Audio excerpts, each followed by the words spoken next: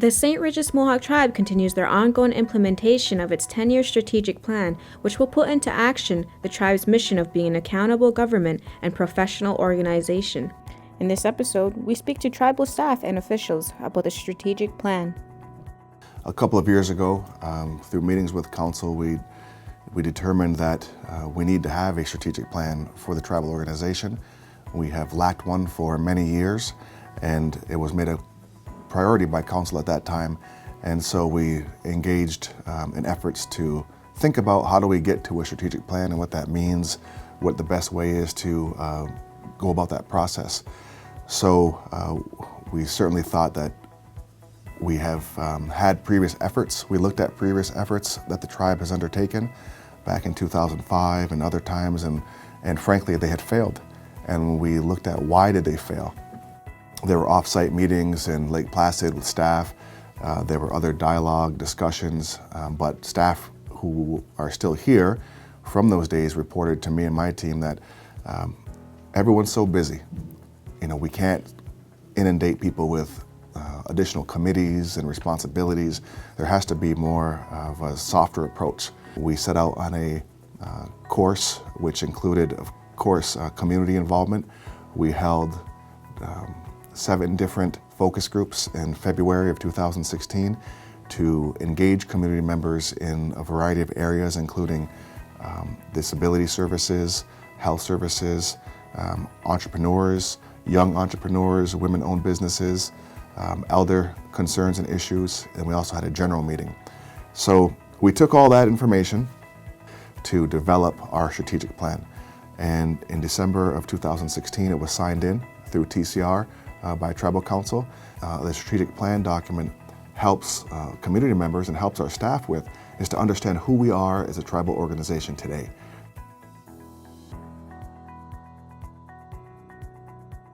When I started, the first thing I asked for was an organizational chart. And I was quite surprised that we didn't have one. And the one that we did have, in fact, was a huge roll of paper that was about as wide as this table. And when I discussed that with the council at the time, they said, well, there's our org chart, but it's not really accurate because this has changed and that's changed and this department now reports under that division and so on and so forth. So there wasn't a real delineated chain of command, good understanding of who reports to who, discussion of past division and program changes based on personalities and who didn't get along with each other. So we said we need to get this formalized and we need to understand it better. Beyond that, there has been confusion in the community regarding some of the development of the tribe, especially around our LLC development. Years ago, we didn't have the revenues to develop other revenue streams apart from the casino. So that's been a big effort. We wanted to understand an environmental scan to say who are we as an organization and where are we going? And so we said, let's understand who we are and let's understand what we're trying to accomplish.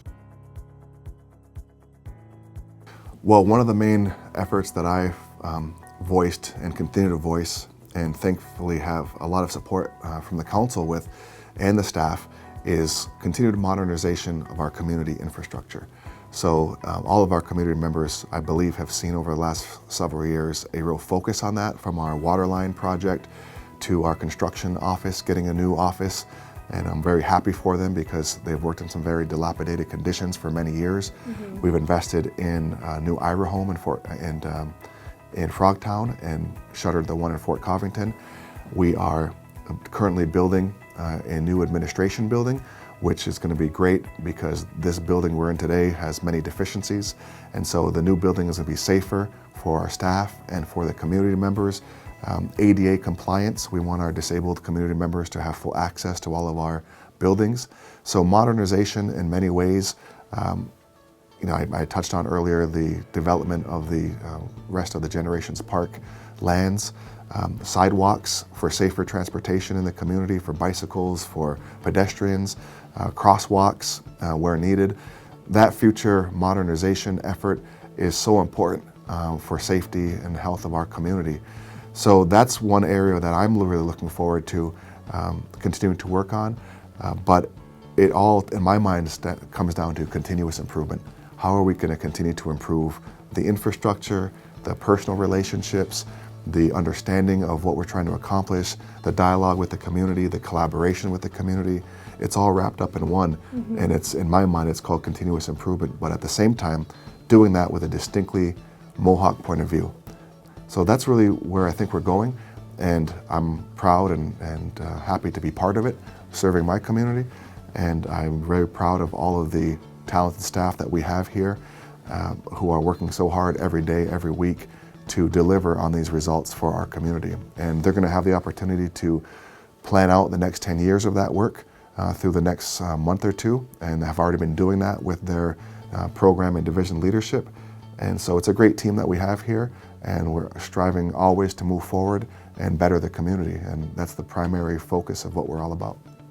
Well, when we were introducing the strategic plan to all the divisions and to our other boards and commissions and our oversight committees and commissions, we wanted them to feel that they were part of the same organization, and that because they were an oversight committee that they were less important or only had limited influence.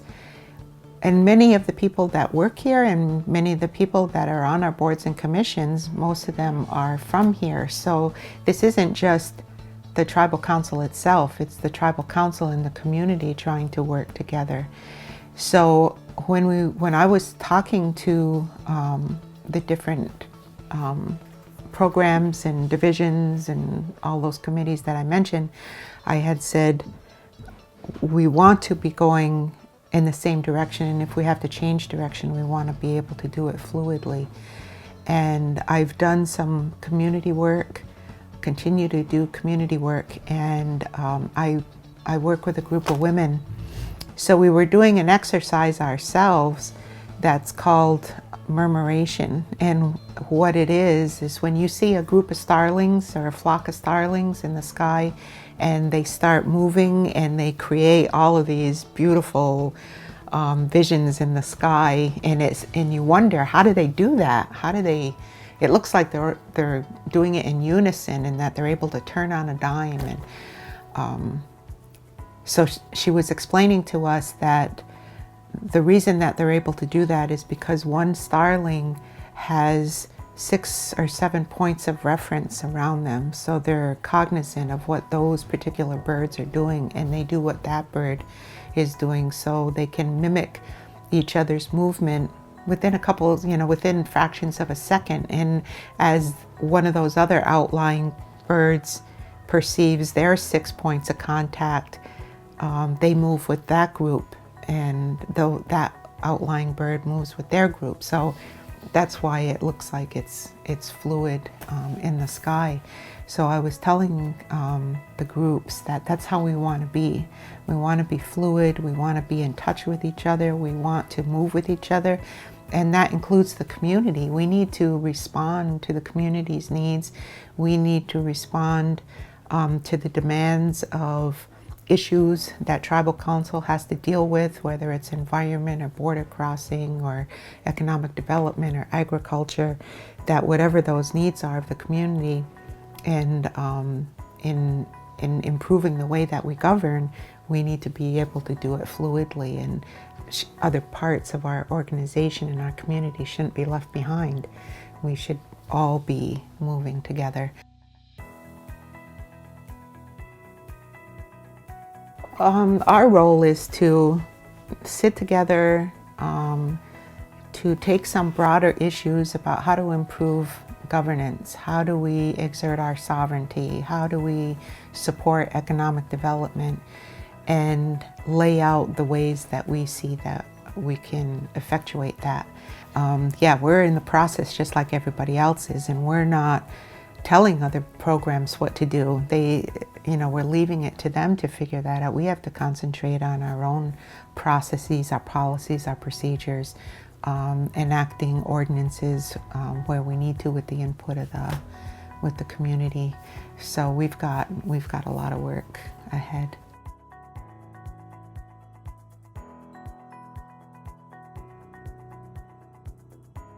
It's an opportunity for us to do some thinking on what our goals and objectives are for immediately, but also I think more importantly in the long term. How are we going to focus our attention and our energies onto trying to improve the environment for the entire community? And it's real important to get all of our staff involved, to get their input, to get their ideas, because all the staff are community members also. They have families in the community.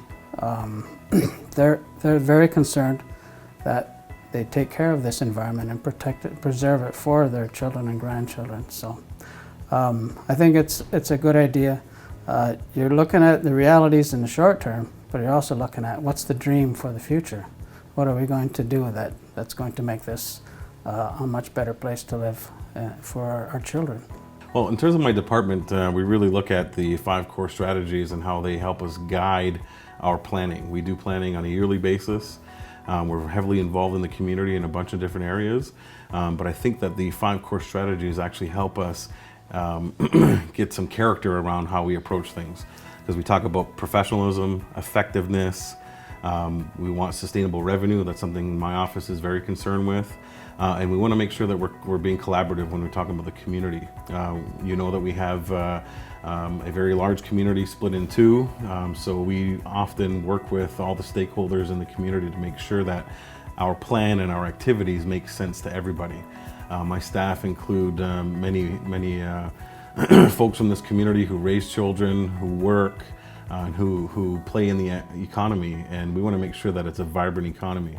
Like I said, the core strategies allow us to have that sort of character and professionalism that offer an excellent service, because we, at the end of the day, are public servants. We serve the community, and these core strategies allow us to have a very effective government, a government that makes a difference, and somewhere that that growth is very much on the mind. You're always thinking, how does this work, and how can I do better?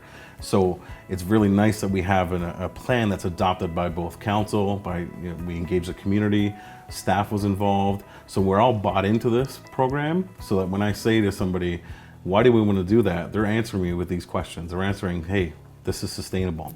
This makes a difference. This makes us a better service. So I welcome that, and it sort of gives you a nice framework for your staff to come in and say, hey, under this core strategy, here's an idea that I have.